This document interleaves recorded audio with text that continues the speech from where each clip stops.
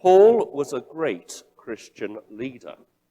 He was responsible for writing much of the New Testament part of the Bible outside of the Gospel accounts. He helped shape the Christianity we practice today. We have much to be grateful for in what he did. The Corinthian church regarded Paul that way too. They had a particularly strong relationship with him because he had founded their church. Now, he is away from them, conducting ministry elsewhere. But they still look to him for guidance. And so they wrote to him. We have two of his replies, which we know as his first and second letters to the Corinthians. At the beginning of chapter 7 of 1 Corinthians, Paul wrote, "Now, for the matters you wrote about. It appears that one of the questions they posed was, should a Christian marry or remain single? This may seem a strange question to you. You may be thinking, the answer is, of course, but a Christian can be either single or married. And that is indeed the right answer. Well done, if that's what you'd say, because that's what Paul says. But try to put yourself in the Corinthian situation. For them, Christianity was something totally new. They wouldn't have grown up thinking of themselves as Christian.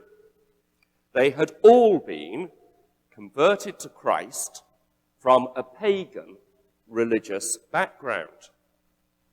Wider Corinthian society had not a trace of Christianity about it. This is something we struggle to get our head around. For although Christianity is fast disappearing from our society, it is still present in vestigial form. The Corinthians didn't have the New Testament. It was still being written. Actually, when they received 1 Corinthians from Paul, there was their first bit of the New Testament, to which they would have added other bits as and when they were received, akin to receiving a serialized publication. You get it by installment through the post, and eventually buy the binder and bind it as a complete set together. The Corinthians may have known less about Judaism than we do. They probably had less access to the Old Testament than we do, with it handily forming the first part of our Bibles.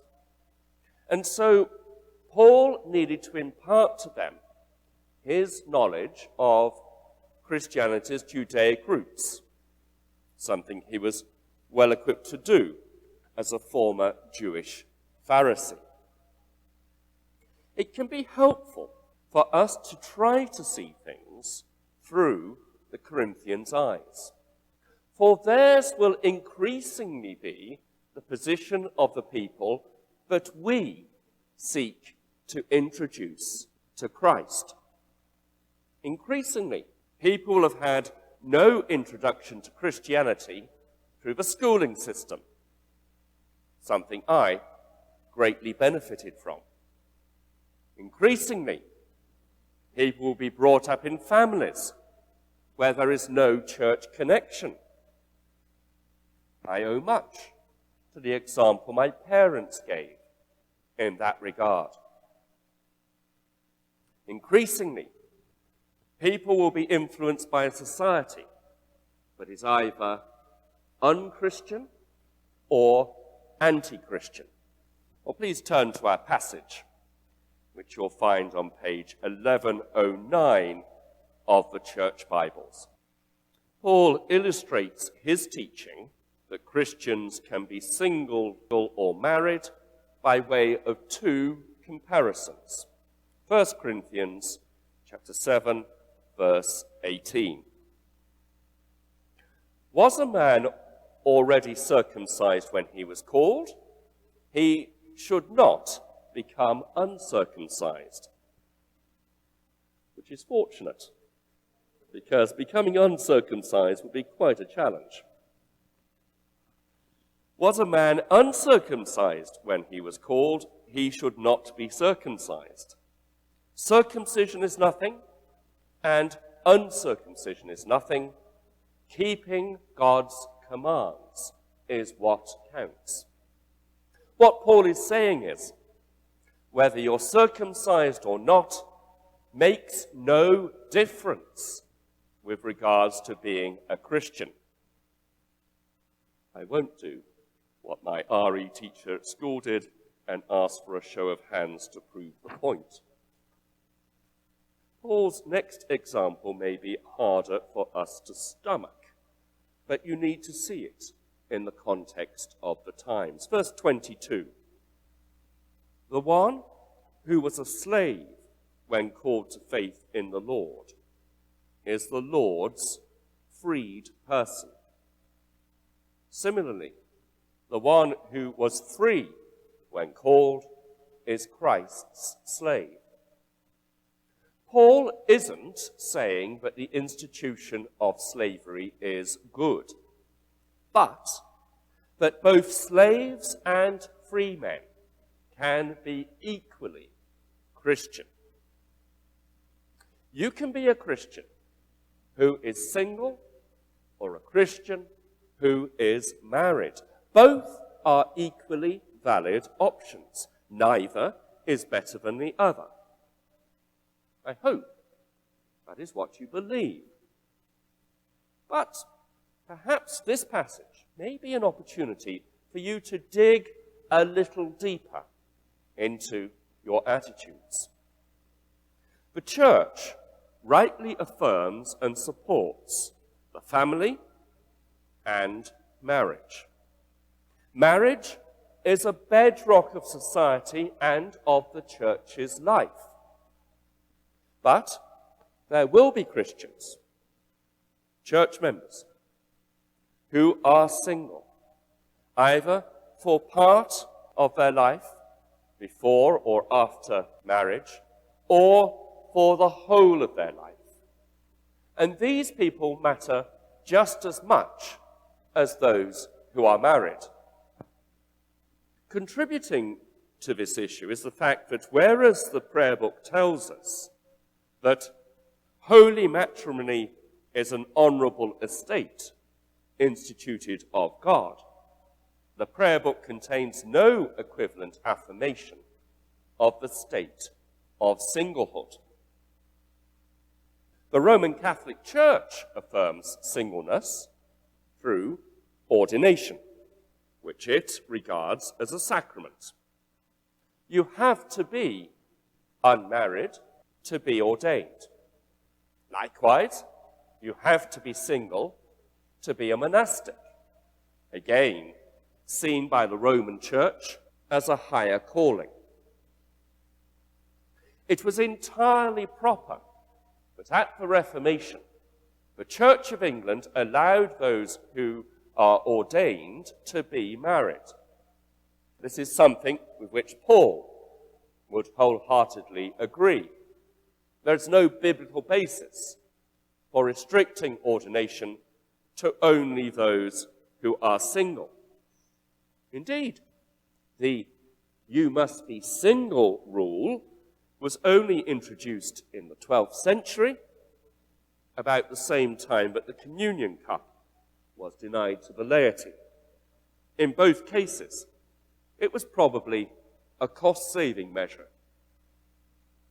But because allowing ministers to marry is a defining difference between Protestant and Roman Catholic churches, it can easily become an expectation that Protestant ministers should be married. I worry about churches that advertise for a minister saying they're looking for a married man, ideally with children, even when this isn't explicitly stated. I've been on selection panels where this has clearly been an underlying desire. And what does this say about the view of singleness in general? Against this, we need to place the teaching of 1 Corinthians 7.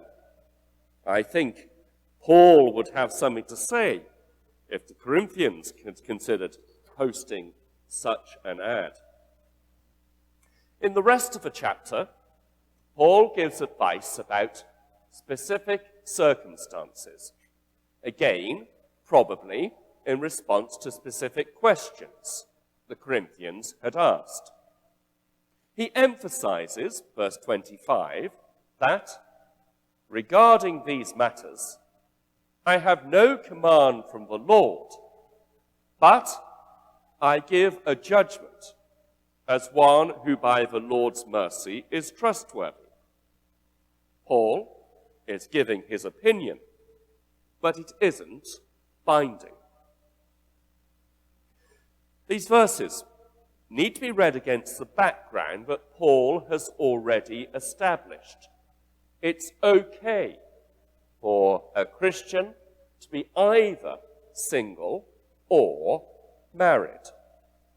That is his major thrust. They also need to be read in the context of Paul's understanding of the Corinthian situation. Verse 29. What I mean, brothers, is that the time is short. And verse 31. For this world, in its present form, is passing away. Paul has in mind the trying circumstances that surround the Corinthian Christians, that of sexual licentiousness, for example. Also, the probability that they will face persecution for being Christian. And also, an emphasis on the imminency of Jesus' return, as believing it was likely to occur very shortly. Although Paul's comments do need to be seen in this light, they contain an endorsement of the advantages of a Christian remaining single that needs to be considered. Verse 32. I would like you to be free from concern. An unmarried man is concerned about the Lord's affairs, how he can please the Lord. But a married man is concerned about the affairs of this world, how he can please his wife, and his interests are divided. An unmarried woman or virgin is concerned about the Lord's affairs. Her aim is to be devoted to the Lord in both body and spirit. But a married woman is concerned about the affairs of this world, how she can please her husband. First, I want you to notice Paul's equality. He looks at the situation from both a man's and a woman's point of view. His linking of marriage with the affairs of this world is probably derived from Jesus' teaching that there will be no marriage after the general resurrection of the dead. Matthew 22:30. Paul's not saying that married people are unconcerned about the Lord's affairs. But he is saying that being married brings with it additional responsibilities that, as well as providing opportunities for Christian service can rightly inhibit this. Let me try and illustrate this. A married rector, as well as being responsible for a church, also has responsibilities toward his wife and children. If something in his family changes, say his wife becomes ill, and this means that he must choose between providing for her needs or continuing as rector of the church, it's obvious what he must do. This matter was touched upon in a fruitful discussion at Friday's Film and Faith Evening. Angus Buchan was a farmer who became a Christian. Increasingly, he felt called to a preaching ministry, possibly all over Africa. But he was also a married man with children. The film brought up and left unresolved the conflict between his call to be away as a preacher and his responsibilities as a husband and father. Paul ends the passage with advice regarding a woman whose husband has died. Verse 39. She is then free to marry anyone she wishes, but he must belong to the Lord. The advice for Christians only to marry other Christians is touched upon by Paul elsewhere. It makes sense. A Christian's faith in Jesus is an integral part of his or her identity. It's something that you would want to share with your spouse. The answer, of course, if you have it in mind to marry a non-Christian, is to win him or her over for Christ first. The question of whether someone should marry or remain single is a win-win situation from a Christian point of view. There's no right or wrong answer. And it's something that only the person concerned can decide. It's okay for a Christian to be single, and it's okay for a Christian to be married. And the church is better off if it contains a healthy mixture of both people who are single and people who are married. It's vitally important that people are not looked down upon or made to feel out of place through being single or being married. Both things can happen. Let's put aside comments about a man not being complete until he's married, which in any case could be counted with, and then he's finished. And a single person is not left on the shelf, but rather in pole position for Christian service.